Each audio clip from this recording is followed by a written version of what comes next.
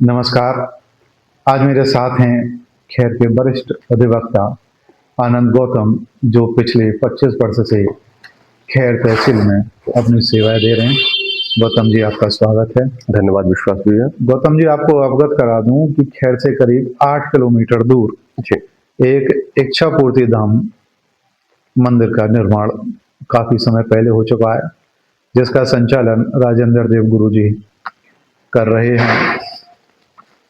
सनातन धर्म में करीब 2600 वर्ष से कोई भी दर्शन शास्त्र, जैन दर्शन शास्त्र और बौद्ध धर्म दर्शन शास्त्र के बाद आया नहीं था, किंतु अब राजेंद्र देव महाराज जी ने एक इच्छा पूर्ति दर्शन शास्त्र की रचना की है, जो करीब 11,000 पेज पर अंकित है। साधुवाद है। यह रचना अब तक विश्व में सबसे बड़ी रचना मानी गई है। पूजनीय गुरु राजेंद्र देव जी एक अभियान चला रहे हैं, जिसके तहत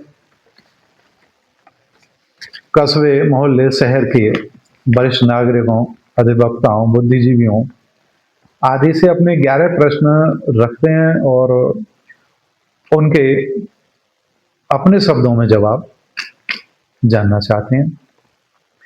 मैं अब आपसे गुरु जी के सवाल आपसे पूछूंगा, आप उनका अपने मौखिक जवाब दें। सबसे पहले तो मैं गुरु जी को चरण वंदन करता हूं और साथ ही विश्वास शर्मा जी, जो अमर उजाला के पत्रकार हैं कस्बा खैर से, जिन्होंने अमर उजाला को नई ऊंचाइयां दी हैं, नई दिशा दी है, आपको भी मैं बहुत बहुत धन्यवाद, साधुवाद करता हूँ। धन्यवाद जी।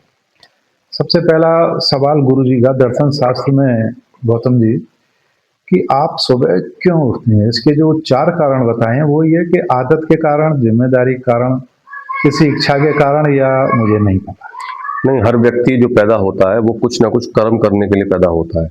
मेरा मानना ये है कि हर व्यक्ति अपना कर्म करने के लिए आता है, कर्म करके चला जाता है जी। तो हम जो जगते हैं वो सुबह हर व्यक्ति अपना कर्म करने के लिए ही जगता है। अगर किसी मनुष्य के जीवन में सारी इच्छाएं पूरी हो जाएं, तो आप जीवित तो हैं, किंतु क्या आप वास्तव में जी रहे हैं, या आपको शांति मिल जाएगी, जीवन खाली खाली हो जाएगा, या कुछ समय के लिए अच्छा लगेगा, या कभी मैंने सोचा नहीं? नहीं, जिस व्यक्ति की सारी इच्छाएं पूर्ण हो जाती हैं वो मोक्ष को प्राप्त हो जाता है। आदमी का शरीर जो है वो 2 तरीके से उसका अंत लिखा जाता है। एक व्यक्ति होता है जिसकी मृत्यु होती है, दूसरा व्यक्ति होता है जिसकी मोक्ष होता है, मोक्ष प्राप्त हो। तो अगर आपकी कोई इच्छा शेष रह गई है तो व्यक्ति मृत्यु प्राप्त करता है, और यदि इच्छाएं समाप्त हो गई हैं तो वो इच्छाओं से परे मोक्ष को प्राप्त होता है। बहुत अच्छा। क्या वकील साहब, आपने कभी ऐसा व्यक्ति कोई देखा, सुना, समझा है क्षेत्र में या दूर तक, कि जिसकी सारी इच्छाएं समाप्त हो गई हैं, या कोई इच्छा ना हो उसमें? हाँ, साधु सन्यासी हैं। साधु सन्यासी जो हैं बहुत सारे ऐसे मौजूद हैं और रहे हैं जो इच्छा से परे हैं। वो भले ही कहते हैं वो मोक्ष को प्राप्त नहीं हुए हैं, वो जीवित होकर भी मोक्ष भोग रहे हैं, और वो केवल समाज की भलाई के लिए आते हैं, और समाज की भलाई और समाज को नया दिशा देने के बाद वो अपना शरीर त्याग देते हैं। अगला सवाल आपसे, यदि किसी मनुष्य के जीवन में कोई इच्छा ना रहे, तो क्या सृजन, विकास और प्रगति संभव है कि मनुष्य बिना इच्छाओं के आगे बढ़ सकता है? नहीं शर्मा जी, अगर किसी व्यक्ति को प्रगति करनी है, विकास करना है, तो उसके इच्छा होनी उसके अंदर अति आवश्यक है। बिना इच्छा के कोई व्यक्ति प्रगति नहीं कर सकता। क्या पूरी दुनिया में ऐसे व्यक्ति को ढूंढा जा सकता है जिसकी कोई इच्छा ना हो, फिर भी उसे पूरा माना जाएगा, हाँ ये परफेक्ट है, कंप्लीट है? हाँ, ढूंढा जा सकता है, क्योंकि कुछ जो संत हैं ये आपको इच्छा से परे आपको केवल संत मिलेंगे, जो कि जीवित रूप में भी आपको कहीं भी देखने को मिल जाएंगे, जिनका सांसारिक उनसे बंधनों से कोई नाता नहीं है। जी।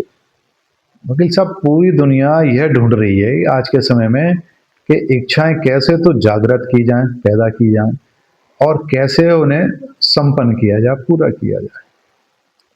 ऐसा है कि अगर आप अगर आप अपना विकास करेंगे, प्रगति करना चाहेंगे और समाज में आप केवल कोई स्थान प्राप्त करना चाहेंगे, तो इसके लिए आपको इच्छा इच्छा पालनी अति आवश्यक हो जाएगी। और मेरा मानना तो ये है कि जब तक आपके मन में इच्छा है तब तक आप कार्य कर रहे हैं, काम कर रहे हैं, उसके बाद आप काम करने का आपका मन नहीं होगा। वैसे अक्सर देखा गया कि एक इच्छा अगर पूर्ति हो जाए तो दूसरी स्वतः जन्म ले लेती है, मतलब एक इच्छा के बाद दूसरी जागृत होना स्वाभाविक है। स्वाभाविक है। उसका कारण ये है कि जो इच्छा हमारी पूरी हो जाती है उसका हमारे जीवन में महत्व खत्म हो जाता है, फिर हम उससे और ज्यादा बड़ी इच्छाएं पालने लगते हैं। अच्छा, क्या कोई दुनिया में ऐसा व्यक्ति है जिसकी सारी इच्छा पूरी हो चुकी हैं? हाँ, मैं आपको पहले बता चुका हूँ, साधु सन्यासियों में ऐसे लोग मिलेंगे जिनकी सारी इच्छाएं पूरी हो चुकी हैं और उन्हें जीवन के इन जन्म मृत्यु के बंधन से मुक्त हैं। वो गृहस्थ आश्रम में इच्छाएं पूरी नहीं हो पाती हैं। गृहस्थ आश्रम में इच्छाएं पूरी नहीं हो सकती, एक के बाद एक इच्छा जागृत होती रहती है, लगातार जागृत होंगी और ये आजीवन चलता ही रहता है। जी। यदि किसी व्यक्ति की सारी इच्छा पूरी हो जाए तो क्या वो रुक जाएगा या टूट जाएगा? ना वो रुकेगा ना टूटेगा। इच्छा पूर्ण होने का मतलब है मोक्ष प्राप्त हो गया, वो जीवित रूप में मोक्ष भोग रहा होगा। अब आते हैं इच्छाओं के। इच्छा अपने आप में एक समस्या है या इच्छा वाले जीवन को आप ट्यून हो जाने में अच्छा मानते हैं? नहीं, इच्छा समस्या नहीं है। अगर इच्छा पूर्ण ना हो तब समस्या है, क्योंकि जिस व्यक्ति की इच्छा पूर्ण नहीं होती वो उस इच्छा प्राप्ति के लिए भरसक प्रयास करता रहता है और जब तक पूर्ण ना हो जाए जब तक वो परेशान रहता है, उसके जीवन में समस्या रहती है। यानी कि अगर जीवन में समस्याएं हैं इच्छाओं की तो तालमेल बैठाना चाहिए मनुष्य। तालमेल बिठाना चाहिए और हर व्यक्ति के अपनी खुद की सामर्थ्य है। मेरा मानना यह है कि अपने सामर्थ्य के अनुसार इच्छा पाले, ऐसा ना हो कि इच्छा इतनी बड़ी पाल ले जिसका पूरा होना असंभव हो। यदि इच्छा मिटाने की नहीं तो इच्छा की जो फ्रीक्वेंसी है सेट करने की, उस पर आदमी को अमल करना चाहिए। हाँ, वही तो मैं कह रहा हूँ, हर व्यक्ति को अपने सामर्थ्य के अनुसार इच्छा रखे। सामर्थ्य से ज्यादा इच्छा रखेगा तो वो व्यक्ति परेशान रहेगा। चलिए साहब, अब मैं आपको वकील साहब जो इच्छा शास्त्र दर्शन है गुरु जी द्वारा लिखे थे जी, उसके जो 3 महत्वपूर्ण अनुभव हैं उनके बारे में बताता हूँ। जी, कि आज तक मनुष्य जो है दुनिया में 3 चीजें ढूंढ रहा है। एक ऐसा मनुष्य जिसकी कोई इच्छा ना हो, इच्छा को पैदा और पूरा करने का तरीका, और एक ऐसा मनुष्य जिसकी सारी इच्छाएं पूरी हो गई हों। तो अभी इन पर प्रयासरत हैं। क्या आपको इन तीनों चीजों में लगता है कि ऐसा संभव है? हाँ, संभव है, क्योंकि दधीची महाराज जी ने अपनी हड्डियां दान दे दी थी केवल समाज के उत्थान के लिए, दैत्यों के विनाश के लिए। इस तरह से वृंदावन में देवरा बाबा थे जो बिना इच्छा लिए जीवित रहे और समाज का कल्याण करते रहे। तो मैं आपको पहले अवगत करा चुका हूँ कि यहाँ से करीब 8-9 किलोमीटर दूर इच्छापूर्ति धाम मंदिर एक विशाल रूप में बना हुआ है जी। तो मैं चाहूँगा कि आप अपने इष्ट मित्रों सहित इच्छापूर्ति धाम दर्शन करें। जी, वहाँ पर इच्छा पूर्ति जो शास्त्र है जी, दर्शन, उस पर अमल करें, कुछ पढ़ें, कुछ सीखें, कुछ नए विचार अपने रखें। आप आज यहाँ आए, आपका एक बार पुनः बहुत बहुत स्वागत, अभिनंदन, धन्यवाद। हार्दिक धन्यवाद। धन्यवाद शर्मा जी।